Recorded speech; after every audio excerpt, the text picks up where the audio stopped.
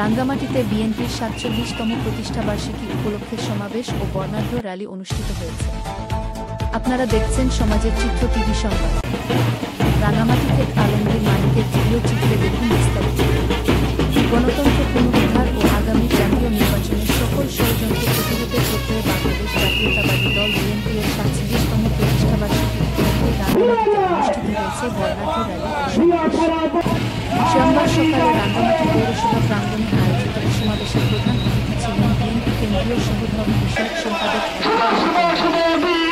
রাঙ্গামাটি জেলা বিএনপির সভাপতি বিপন তালুকদার,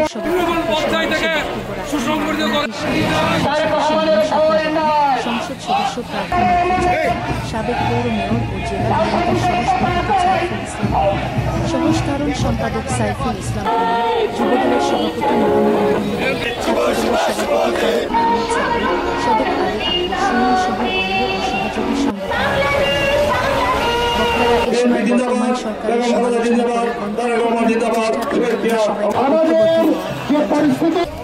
তারা বলেন, বিএনপি প্রতিষ্ঠা থেকে শুরু করে আজ পর্যন্ত দলটি দেশের সার্বভৌমত্ব, গণতান্ত্রিক অধিকার ও জনগণের অধিকার রক্ষায় গুরুত্বপূর্ণ ভূমিকা রেখে আসছে। সমাবেশ শেষে একটি বর্ণাঢ্য র্যালি বের হয়। আগামী নারীরা বিভিন্ন জাতিগোষ্ঠীর ঐতিহ্যবাহী পোশাক পরে র্যালিটি রাঙ্গামাটি পৌরসভা প্রাঙ্গণ থেকে শুরু হয়ে শহরের প্রধান সড়ক প্রদক্ষিণ করে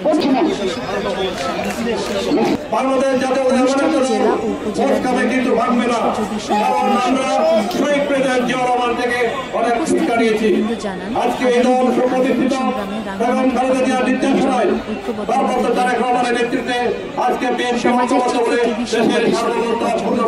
সংগ্রামে সমাজের চিত্র টিভি সবার লাইক ফলো দিয়ে সাথে থাকুন।